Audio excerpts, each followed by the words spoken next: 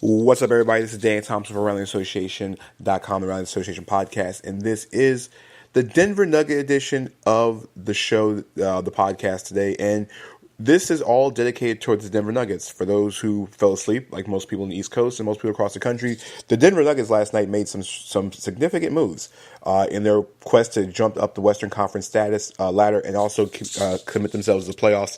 They made two interesting sets of moves last night that got rid of some of the logjam situations that they had in certain positions. They got rid of a player they've been trying to get rid of for a while, and they also added a guy with the biggest chip on his shoulder in the NBA. So let's start with the first set of news. The Denver Nuggets traded Kenneth Faried, Darrell Arthur, and a future first-round pick that is top 12 protected in 2019 to the Brooklyn Nets in exchange for Isaiah Whitehead. Now, Whitehead will probably never see the floor in Denver because he'll be released as soon as that happens. So let's look at this deal from the Nuggets' perspective. Number one, they shed $21 million off the cap, a.k.a. $43 million off the luxury tax. They got rid of a player that, had fell out of favor in Denver. And now I know Kenneth Faried was a tremendous fan favorite. And he's one of my favorite players in the league. One of those garbage pail, hard-working guys, didn't have a big name in college and earned every bit of it. It just so happens he just fell out of favor for a multitude of reasons. He's one of those guys that's a hustle guy, a glue guy. It's really, we can go back to where he won the MVP in the rookie game during his rookie season, all the way up to the fact that he was one of the most impressive players on the World Cup team they had a couple years ago for Team USA. He's going to go to Brooklyn, like I said, and provide that leadership and rebounding, especially in a contract year. But on the Nuggets side of things, since we're talking Nuggets here, what does that do? Is it frees up. It gets rid of a lot of attention in that locker room because, like I said, the team was really looking to try to move Faried. And the one thing about Kenny is that Kenny, from what I was told, and even being in that locker room at times, is that he was one of those guys that didn't cause many issues. He was a team-first guy. He didn't play nothing but garbage minutes, but he was a very, very good guy in the locker room, a very good mentor to the Nuggets, especially, the younger kids on the team. Now, what does that do for the Nuggets? Well, the Nuggets missed the playoffs by a very, very short amount last year. They fell just short, and Paul Millsap missed over 40 games last year. Millsap is healthy, and they brought in Paul Millsap to help bring this team over the top. You have Jokic coming back. You have Will Barton coming back. You have the backcourt of Murray and Gary Harris. And with a healthy Paul Millsap, and like I said, Trey Lyles, this team is still a playoff team. I think Denver's a playoff team right now, even before they went out and got Isaiah Thomas, which I'll mention in a second. This was already a playoff team already. The Nuggets were one of those teams that they just had a glutton of so many guys, and you had to play them because they were so deep. It's one of those teams where they had a bunch of B-list players and B and C-list players, and they had to package them up to do something. Now, the team also traded Wilson Chandler in the summertime to Philadelphia to clear up cap space as well, too, and also clear up room in the roster. So what does this do for the Nuggets? Like I said, Paul Millsap's healthy. And when Millsap's healthy, he's an all-star. He was an all-star in the East for the years he was in Atlanta. And when he was in Utah, was the most underrated players in power forwards in the entire league, a guy that can play multiple positions, can guard and defend him multiple times. And Paul's in a potential free agent year. The Nuggets and their fans have been waiting for the playoffs for years, and I think this is the year they do it. How they solidify their playoff spot, I think after that, making the Kenneth Faried move, they went out and got Isaiah Thomas for the 1 year, $2 million veterans minimum. Now, Isaiah Thomas had been on the market. He had been flirting with Orlando, and there was never really nothing going on besides the exploration stages. Thomas is now on his fourth team in the last year. Came off a hip injury. That was a devastating hip injury, that happened during the middle of the Boston playoff run a couple years ago. And remember, Isaiah Thomas was a top 5 MVP candidate less than 365 days ago, when he was averaging over 29 points a game for the Boston Celtics, and he led the Celtics, to one of the deeper playoff runs they've had in years, going up until before last season. Thomas was a fan favorite and also has always played with a chip on his shoulder since he was the final pick in the draft in his draft class, the 60th overall pick. What does he bring to Denver? Well, what he brings to Denver is he's going to bring a scoring punch as long as he is able to understand that his job is to come off the bench. You have Jamal Murray and Gary Harris as your starting backcourt. That is the backcourt, and that's your future. Murray, one of the better combo guards in the league, very underrated. Gary Harris, one of the most underrated defenders in the league, underrated players because he's such a good defender. And those two guys are still learning how to play together, and Murray's really learning how to be the point guard. But since he's such a good sharpshooter and Harris is such a good defender, that's the two guys you have on the floor together. IT should go back to the IT he was in Sacramento, where he was just getting buckets off the bench, and he's going to be in a role where he's familiar with Mike Malone. Malone had one, when he played for Malone, he had one of his best seasons in Sacramento before he went to Boston, and his job is to gun. His job is just to go in and get buckets.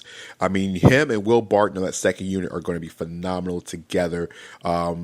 They're going to be, if Barton decides to come off the bench, if Mike Malone decides to do that, they're going to be gunning at all points in time. I mean, those two guys, if they're on the floor, it's going to be buckets everywhere. Now, Barton might move in the starting lineup at small forward position, but realistically, the team is going to they have a lot of scoring options now. And now you're also an environment that preaches running, and also in the altitude, as long as Thomas can show his consistent health. Remember, he averaged 15 points a game in Los Angeles last year. If he can show health, that 1 year, $2 million option is going to be a phenomenal signing, maybe the signing of the summer. This is enough. These two moves are enough because, not to mention the Chandler trade, is enough to get Denver back in the playoffs. Now, how you say a subtraction leads to a playoff spot?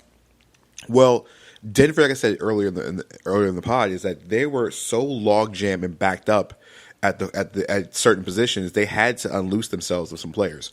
I mean, they're guys they couldn't even see the floor. Malik Beasley, they didn't know about that, and how good he could potentially be, the shooter they got from Florida State a couple years ago. They had to play, Emmanuel Mudiay, who they had to get rid of. They had to play Wilson Chandler, who they had to get rid of. Remember, Gallinari left only because of the fact of it was so many guys on that roster, and he got a big payday somewhere else. Now, the future of the Nuggets, you have Trey Lyles. And don't forget, they have Michael Porter Jr., who they drafted at the end of the lottery this year and for the first round. And Porter Jr. was, like myself, projected to be the best offensive player in the draft, has a back concern issue, did not play in Summer League, and I don't expect to see Porter Jr. back anytime in the near future. He should be back sometime during the season, hopefully training camp. But if Porter Jr. is anywhere close to the player that people expect him to be, including myself, the Nuggets are loaded going into the future. I mean, this team is extremely talented. Now, giving up a top 12 protected pick in the draft means this team is going for the playoffs. It is what it is. They gave Jokic a big extension. They re-signed Will Barton. They have Paul Millsap. Like I said, Trey Lyles is going to be playing a lot more minutes. And the Nuggets have a team going in the future that is going to be solid. Like I said, Murray and Harris and IT as your three guards in that backcourt is a very, very solid backcourt. I mean, I think there's going to be a good rotation of guys. IT can play with both those guys because he's going to be the one handling the ball. Now, if Thomas, like I said, can go back to six-man Isaiah Thomas, the Nuggets are in the playoffs. So where do I think the Nuggets are right now as far as like seeding goes, and where I think they're going to be. You look at the Nuggets and as far as the hierarchy of the Western Conference, of course they're not on the level of the Golden State Warriors. I don't see them on the level of even the Houston Rockets right now. But after those two teams, there's a humongous logjam. And I mean a logjam of like almost epic proportions between, you're going down from 3 down to maybe 10. And I think the Nuggets are in the middle of that logjam. And that logjam includes Oklahoma City. It includes the Lakers now because of LeBron. You're looking at Minnesota. You're looking at San Antonio. And I say San Antonio's that logjam because we don't know Kawhi Leonard's situation or what. Even if they trade Kawhi Leonard, what the Spurs are going to get back. You look at New Orleans, even though they lost DeMarcus Cousins. Listen, the Pelicans, I think, have one of the better records in the NBA after the DeMarcus injury. And I think Julius Randle is a good fit along with those guys. Now, they have to find a way to replace Rajon Rondo. They added Elfrid Payton. Still not sure about that, but I do love the Trayvon Blewett signing. They signed him outside of Summer League. They have a very good nucleus out there. Like I said, Jrue Holiday's coming off one of his best seasons ever, and worst case scenario, Jrue Holiday can go back to point guard. So it's not that bad situation. But I would love to see what Elfrid does down in New Orleans. You're looking at. Dallas got DeAndre Jordan to go along with Luka Doncic. So Dallas, you can throw them back in the mix. Portland, a team that won 50 games last year, Damian Lillard, they have all those pieces there. And like I said, don't sleep on the Denver Nuggets and also the Minnesota Timberwolves. When you even with an unhappy Jimmy Butler with the guys on the roster. Now I say unhappy Jimmy Butler, it's about the work ethic. He never said nothing about being unhappy in Minnesota. He's unhappy with the guys' work ethic, especially the younger guys out in Minnesota. Karl-Anthony Towns, Andrew Wiggins being among some of them. The Nuggets fall in that realm. Now, even the Clippers, the Clippers still have, they still have decent talent. So the Clippers might make a run at this, but you look at that logjam going up and down. Not to mention, I forgot the Utah Jazz. sorry about the Jazz, Donovan Mitchell, and Rudy Gobert. So where the Nuggets fit into this? I think the Nuggets are going to be anywhere between that 5-7 range. They have a lot of talent. Like I said, Mike Malone's a very underrated coach, and Malone, as long as his team does not get hit with the injury bug, they have a lot of talent to go around. And I think they'll be one of those teams that is dangerous, especially if you get in the right matchup. Isaiah Thomas is one of the few players in the league that is even better with a chip on his shoulder than he is on a regular day. Isaiah plays with that chip on his shoulder every night. He's looking to prove and show people why he is worth more money than what he was given this summer. It just so happens the fact that he fell in a bad free agent market year where teams really didn't have the cap space, and then he had the hip injury the year before, and Danny Ainge shipped him out for Kyrie Irving. Denver is now moving themselves and aligning themselves to be a playoff team. They are a very, very good team. They have a lot of good young pieces to go along with guys, like I said, your Paul Millsaps. The Nuggets will be in the playoffs this year. Barring any injuries, the Nuggets are a playoff team. So, tell me what you think. Is Rocky and the boys going to be back in the playoffs this year? I think so. Do you agree? Leave your comments below.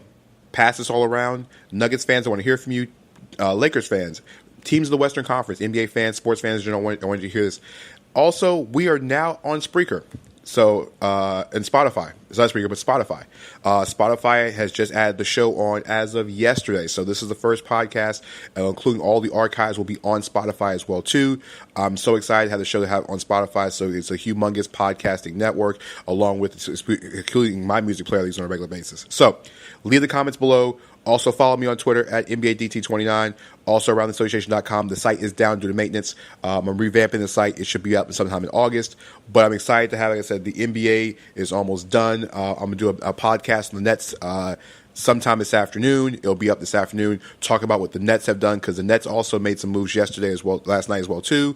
And I might even talk a little bit about the Atlanta Hawks. So, follow me on Twitter. Follow us on Facebook, Around the Association Radio on Facebook as well, too. So, I'll catch you guys on the flip side. Peace.